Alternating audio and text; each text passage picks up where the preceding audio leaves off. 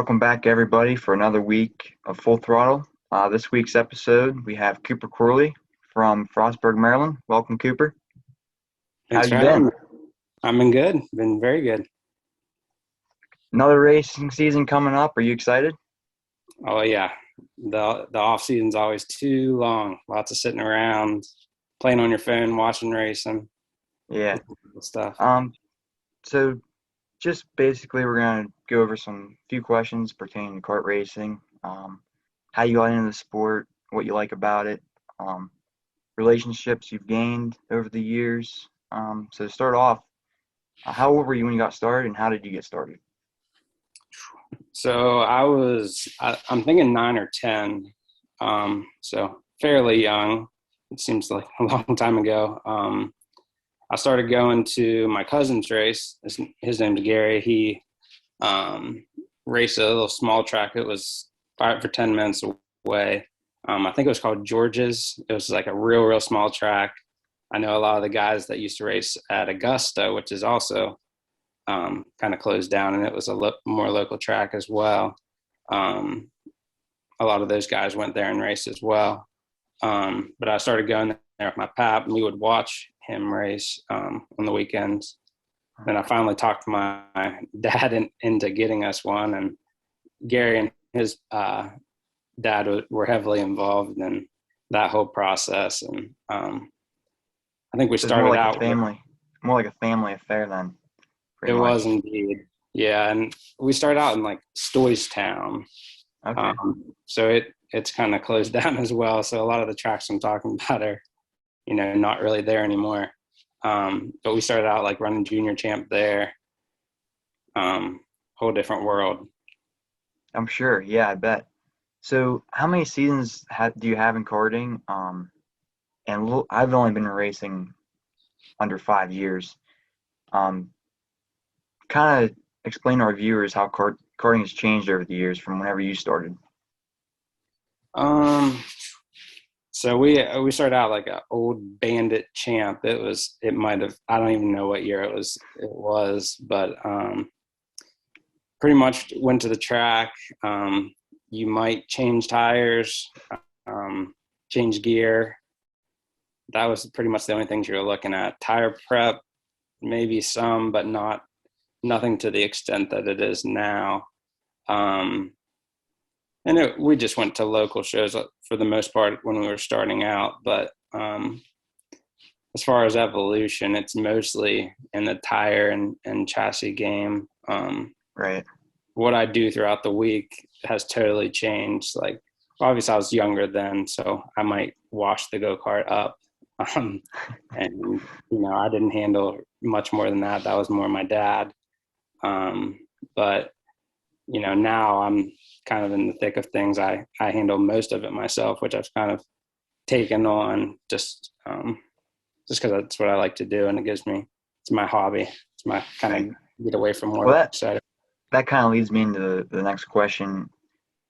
A lot of people that go and spectate, they see how much fun it is and they see how easy it might look. However, that might not be the case for the actual driver throughout the week, all the prep that goes into everything. Just kind of explain what your schedule is throughout the week leading um, up to race day. it really depends where we're racing. If we're doing the series racing, you're going against a lot better competition there. Right. But as far as preparation, the tires are a little bit easier. So like, you're not wiping as much prep throughout the week as opposed to like a small, like a more local show that's going to be raced during the night. You're going to be prepping a lot more. And I'm talking Burris. So if we're on, say, Maxis, it might be a little bit different. But as far as Burris, it seems like mostly I'm just focusing on the stagger.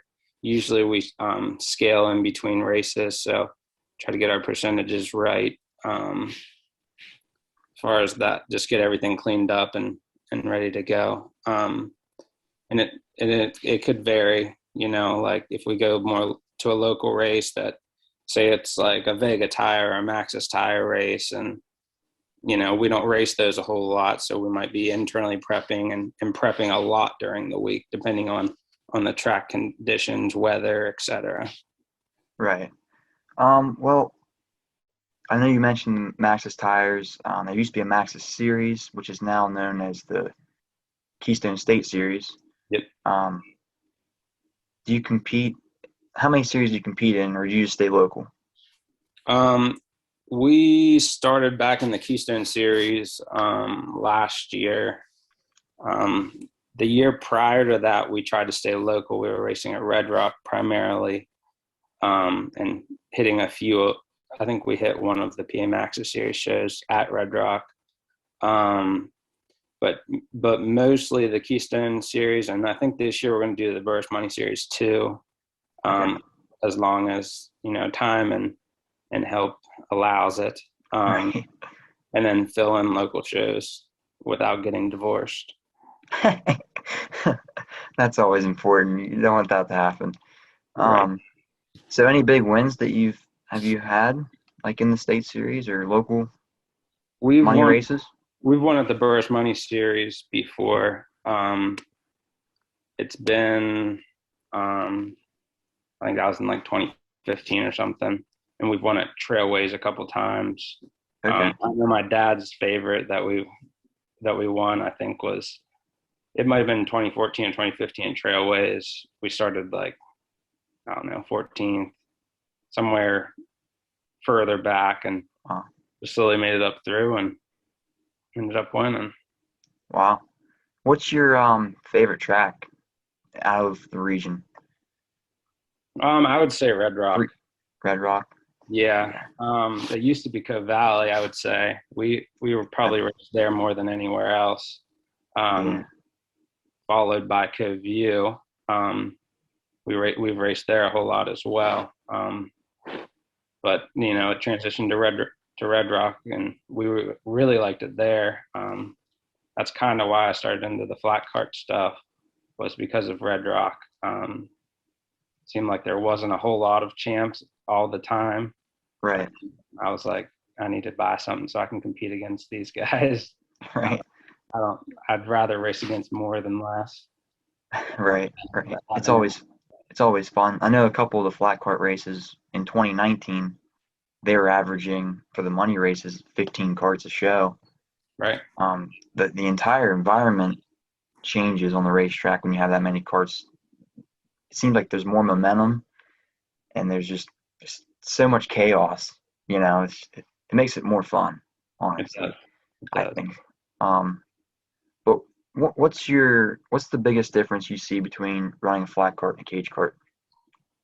Um, it's a different feel. I feel like the cage carts are a little bit more like out of control, I would say. You have to be cautious, like where you're coming up on somebody, because you can wheel hop a lot easier. Because of course your front tires aren't covered. Other than that, they're not a whole lot different. So do you have to tweak your setups? Kind of explain to the viewers how far a baseline setup can get you. It's typically a good bit different on the champs. A lot of people run a lot lower cross weight than the flat cart stuff. More camber. Okay. A lot of times more stagger, but not always.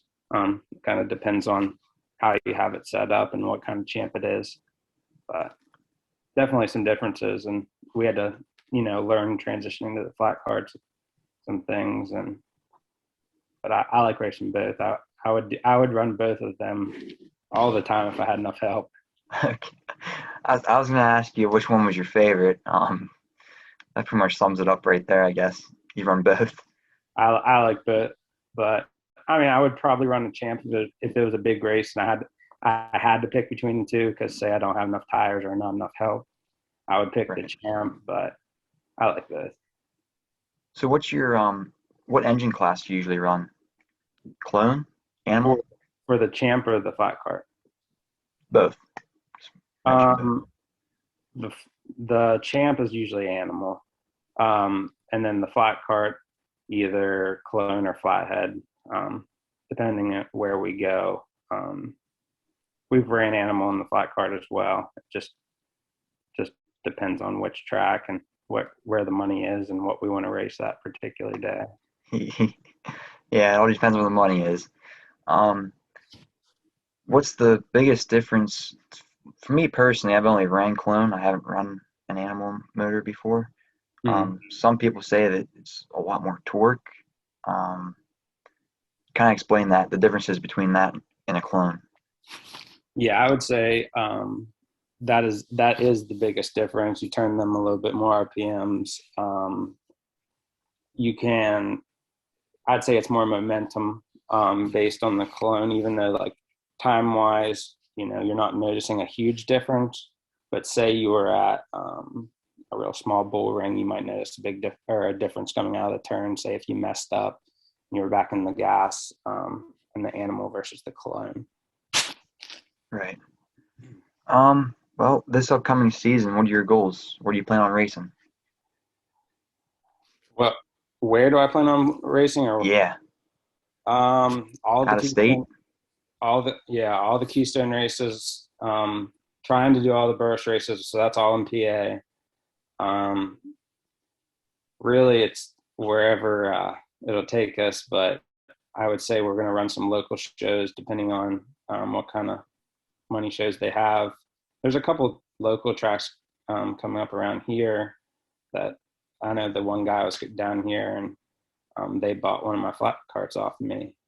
He was saying he was having a few big money shows that I'd never been there, so he was talking to me about that. So we're going to go a Cool. few different places, hopefully, but that just depends on time as well. I know the series will take up a lot of the time, Right. a lot of the weekends. So for someone just getting into the sport, what's some advice you would give them just starting out? Um, I would ask Go big questions. or go home? Yeah, ask questions initially. Try to find someone trustworthy. Um, Ideally, find someone that knows about a little bit about everything. That way, you're not going to a million different people for advice.